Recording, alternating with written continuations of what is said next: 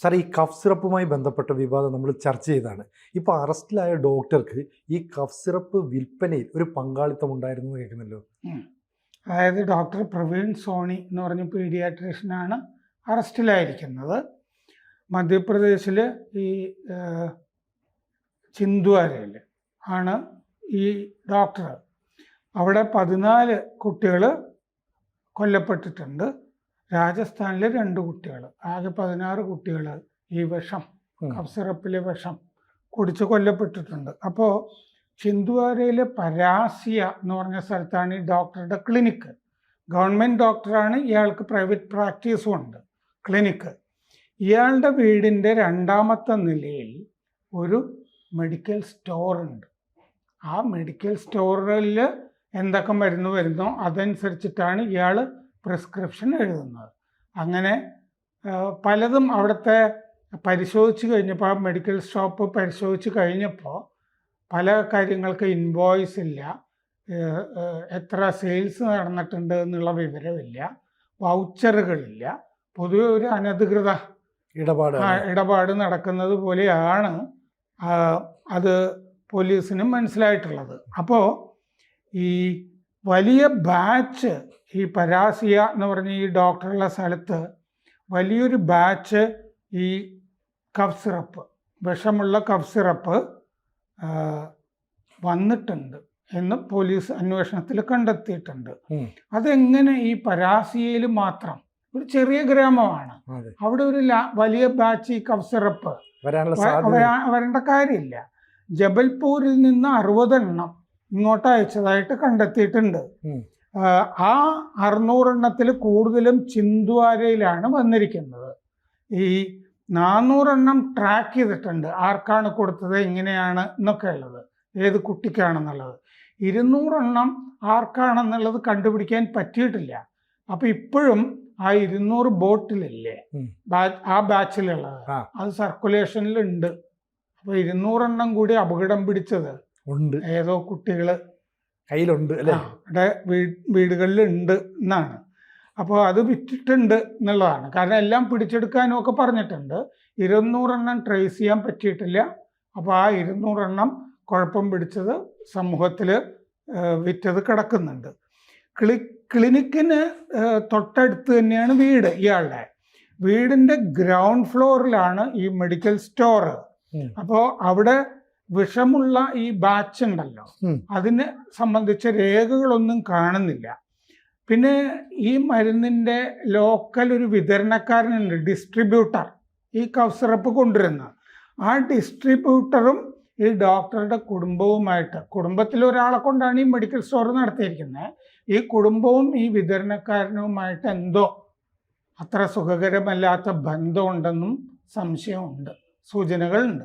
ഈ cough സിറപ്പിൻ്റെ വിതരണക്കാരൻ അപ്ന medicals എന്നാണ് ഇതിൻ്റെ പേര്.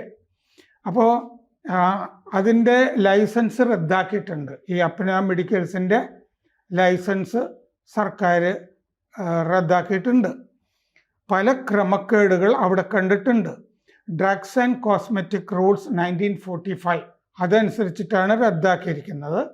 സെയിൽസ് റെക്കോർഡുകളൊക്കെ അപൂർണമാണ് എന്ന് കണ്ടെത്തിയിട്ടുണ്ട്. ആർക്കൊക്കെ എന്തൊക്കെ വിറ്റു എന്നുള്ളതിനെ പറ്റിയൊന്നും ഒരു രേഖകളും സൂക്ഷിച്ചിട്ടില്ല.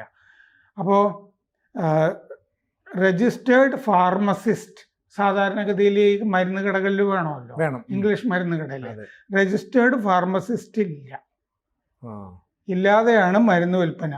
സെയിൽസ് ബില്ലുകളൊന്നും കണ്ടെത്താൻ കഴിഞ്ഞിട്ടില്ല. ചിലപ്പോൾ നശിപ്പിച്ചതും ആകാം. ഷോക്ക് ഓഫ് നോട്ടീസ് കൊടുത്തിരുന്നു ഈ അപ്ന മെഡിക്കൽസിന്, അതിന് മറുപടി കൊടുത്തില്ല ഇവർ. അപ്പോൾ ചിന്ദ്വാര ഡ്രഗ് ഇൻസ്പെക്ടർ ഗൗരവ് ശർമ്മയെ സസ്പെൻഡ് ചെയ്തിട്ടുണ്ട്. ജബൽപൂർ ഡ്രഗ് ഇൻസ്പെക്ടർ ശരത് കുമാർ ജെയിനെ സസ്പെൻഡ് ചെയ്തിട്ടുണ്ട്. പിന്നെ director of food and drug administration, അതിൻ്റെ ഡയറക്ടറെ ശോഭിത് കുഷ്ത, ഡ്രഗ് ഡയറക്ടറെ തന്നെ, ഡ്രഗ് അഡ്മിനിസ്ട്രേഷൻ ഡയറക്ടറെ തന്നെ സസ്പെൻഡ് ചെയ്തിട്ടുണ്ട്, ശോഭിത് ഗോഷ്ത. ഡ്രഗ് കൺട്രോളർ ദിനേശ് മൗര്യ, അയാൾ അത് പിടിച്ചെടുക്കാൻ പറഞ്ഞിട്ടുണ്ട്, ഇത് പിടിച്ചെടുക്കാൻ പറഞ്ഞിട്ടുണ്ട് എന്നൊക്കെ പറഞ്ഞത് നമ്മൾ ഞായറാഴ്ച ചർച്ച ചെയ്തിരുന്നു. ഇയാള് മൗര്യ അയാളെ ട്രാൻസ്ഫർ ചെയ്തിട്ടുണ്ട്. ട്രാൻസ്ഫർ ഒന്നും ശിക്ഷയല്ലല്ലോ. അപ്പോൾ കോൾഡ്രിഫ് എന്ന് പറഞ്ഞ കഫ് സിറപ്പാണ് ഈ അപകടം വരുത്തി വച്ചിരിക്കുന്ന വിഷം ഉണ്ടായിരുന്നത്. അപ്പോൾ ഈ ഇന്ത്യൻ അക്കാഡമി ഓഫ് പീഡിയാട്രിക്സിനോട് സർക്കാർ അഭ്യർത്ഥിച്ചിട്ടുണ്ട് വേണ്ട നടപടികളൊക്കെ എടുക്കാൻ പറഞ്ഞിട്ട്. തമിഴ്നാട് ഗവൺമെൻറ്റിനെ ആണല്ലോ ഏൽപ്പിച്ചിരുന്നത്. കാരണം ഇത് കാഞ്ചീപുരത്തുള്ള ശ്രീശൻ മെഡിക്കൽസ് എന്ന് പറഞ്ഞ ഫാർമസ്യൂട്ടിക്കൽസ് ഇറക്കിയിരുന്നാണ് കോൾഡ്രിഫ്. ഇത് സർക്കാർ തമിഴ്നാട് സർക്കാരിനോട് അന്വേഷിക്കാൻ പറഞ്ഞിരുന്നു. സർക്കാർ പോയി നോക്കുമ്പോൾ ശ്രീശൻ ഫാർമസ്യൂട്ടിക്കൽസ് എന്ന് പറയുന്ന ഒരു മാടക്കട പോലത്തെ ഒരു ഷോപ്പാണ്. സെറ്റപ്പാണ്. ഒരു ഹൈജീനും അതിൻ്റെ അകത്തില്ല. പ്ലാസ്റ്റിക് പൈപ്പുകളിൽ കൂടിയൊക്കെയാണ്. പ്ലാസ്റ്റിക് പൈപ്പുകളിൽ കൂടി രാസവസ്തു പോയാൽ തന്നെ വേറെ റിയാക്ഷൻസ് ഉണ്ടാകാവുന്നതാണ്. 26 പേജ് റിപ്പോർട്ടാണ് തമിഴ്നാട് ഗവൺമെൻറ് അന്വേഷിച്ചിട്ട് കൊടുത്തിരിക്കുന്നത് മധ്യപ്രദേശ് സർക്കാരിന്. വലിയ കുഴപ്പം പിടിച്ച റിപ്പോർട്ടാണ്. ഈ 350 നിയമലംഘനങ്ങൾ ശ്രീശൻ ഫാർമസ്യൂട്ടിക്കൽസ് നടത്തി എന്ന റിപ്പോർട്ടിലുണ്ട്. അനധികൃത രാസവസ്തുക്കൾ ഉപയോഗിക്കുന്നു, സൂക്ഷിച്ചിരിക്കുന്നു, ഒട്ടും ഹൈജീനിക് അല്ല, പിന്നെ എയർ ഹാൻഡ്ലിംഗ് യൂണിറ്റ് ഇല്ല ഇതിൻ്റെ അകത്ത്, വെന്റിലേഷൻ മര്യാദക്കില്ല, ഒരു ചെറിയ ഷട്ടറിട്ടൊരു കട പോലത്തെ സ്ഥലമാണിത്. പിന്നെ തുരുമ്പ് വന്ന ഉപകരണങ്ങളാണ് അവിടെ മുഴുവൻ കാണുന്നത്. പ്ലാന്റ് ഡിസൈൻ വലിയ വിഷയമാണ്, അത് മര്യാദക്കല്ല ചെയ്തിരിക്കുന്നത്. ക്വാളിറ്റി അഷ്വറൻസ് ഡിപ്പാർട്ട്മെൻറ്റ് ഇല്ല ഇതിൻ്റെ അകത്ത്. പിന്നെ ബാച്ച് റിലീസുകൾ ഓവർസീ മേൽനോട്ടത്തിന് ആളില്ല അതിൻ്റെ അകത്ത്. ഓരോ ബാച്ചും എങ്ങനെയാണ്, എങ്ങോട്ട് പോകുന്നു, എങ്ങനെ, അതിനൊന്നും ഓതറൈസ്ഡ് പേഴ്സൺ മേൽനോട്ടത്തിനില്ല. പിന്നെ ഗൗണിങ് ഇല്ല അവിടെ ജോലി ചെയ്യുന്ന ആളുകൾക്ക്. ഗൗൺ ഒന്നും ഇട്ടിട്ടോ ഈ ഗ്ലൗസ് ഇട്ടിട്ടോ ഒന്നുമല്ല. ശുദ്ധജലം അല്ല അതിൻ്റെ അകത്ത് ഉള്ളത്. ഇടനാഴികളിലാണ് രാസവസ്തുക്കൾ സൂക്ഷിച്ചിരിക്കുന്നത്. ഇൻവോയ്സ് ഇല്ലാതെ 50 കിലോ പ്രൊപ്പിലീൻ ഗ്ലൈക്കോൾ വാങ്ങിച്ചതായിട്ട് കണ്ടെത്തിയിട്ടുണ്ട്. അപ്പം അനധികൃത, അത് ഇല്ലീഗലായിട്ട് എവിടെയോ ഇങ്ങനെ ഉണ്ടാക്കുന്നത്. ഞാൻ രാഘവൻ തിരുമുൽപ്പാട് വൈപ്പിൻ വിഷമദ്യത്തിന് ഫോർമുല ഉണ്ടാക്കി എന്ന് പറഞ്ഞ പോലെ പ്രൊപ്പിലീൻ ഗ്ലൈക്കോൾ 58 കിലോ ഇൻവോയ്സ് ഇല്ലാതെ വാങ്ങിച്ചതായിട്ട് കണ്ടെത്തിയിട്ടുണ്ട്. അപ്പം ഇത് വേറെ ഏതെങ്കിലും ഒരു പെട്ടിക്കടയിലെ ഉണ്ടാക്കിയിട്ട് ഇവര് അനധികൃതമായിട്ട്, അല്ലാതെ ബ്രാൻഡഡോ അങ്ങനെ കൊള്ളാവുന്ന സ്ഥലങ്ങളിൽ നിന്നോ ലൈസൻസ് ഉള്ളവരുടെ കയ്യിൽ നിന്നോ ഒന്നുമല്ല വിഷം മേടിക്കുന്നത്. സാധാരണഗതിയിൽ പ്രൊപ്പിലൈൻ ഗ്ലൈക്കോൾ സേഫാണ്, അത്ര ശല്യമുള്ളതല്ല. പക്ഷേ ഇതിൻ്റെ അകത്ത് ഈ സിറപ്പിൽ കണ്ടെത്തിയിരിക്കുന്നത് DEG ആണ്, ഡൈഎത്തിലീൻ ഗ്ലൈക്കോൾ. അത് വിഷമാണ്, വ്യവസായ രാസവസ്തു ആണത്. ബ്രേക്ക് ഫ്ലൂയിഡിൽ ഉപയോഗിക്കുന്നത് ഈ ഗ്ലൈക്കോളാണ്. പെയിൻറ്റുകളിൽ ഇത് ഉപയോഗിക്കുന്നുണ്ട്, പ്ലാസ്റ്റിക്കുകളിൽ ഉപയോഗിക്കുന്നുണ്ട്. ഇൻഡസ്ട്രിയൽ സോൾവെൻ്റ് ആണത്. എന്നോടൊരാൾ പറഞ്ഞത് ഈ റിഗുകളൊക്കെ ഇല്ലേ, എണ്ണ, അതിൽ ഗ്യാസ് ഉണ്ടല്ലോ, ഗ്യാസിലെ ഈ അവസാനത്തെ തന്മാത്ര പോലും ഈ വെള്ളത്തിൻ്റെ അത് മാറ്റിക്കളയാൻ വേണ്ടി ഈ ഡയത്തിലീൻ ഗ്ലൈക്കോൾ ഉപയോഗിക്കും എന്നാണ് പറയുന്നത്. ഗൾഫിലൊക്കെ റിഗിലുണ്ടായിരുന്ന ഒരാൾ പറയുന്നത്. ഇൻഡസ്ട്രിയൽ സോൾവെൻ്റ് ആണ്. പ്രൊപ്പിലീൻ ഗ്ലൈക്കോൾ പൊതുവെ ഭക്ഷണത്തിലും കോസ്മെറ്റിക്സ് സൗന്ദര്യവർദ്ധക വസ്തുക്കളിലുമാണ് ഉപയോഗിക്കുന്നത്. കുറച്ച് സേഫാണ്. പക്ഷെ ഡൈഎത്തിലീൻ ഗ്ലൈക്കോൾ വിഷമാണ്. അത് അവിടെ പല വീപ്പകളിലൊക്കെ സൂക്ഷിച്ചിരിക്കുന്നതൊക്കെ കാണാം. നമുക്ക് വേണമെങ്കിൽ ചിത്രങ്ങളും കൊടുക്കാം.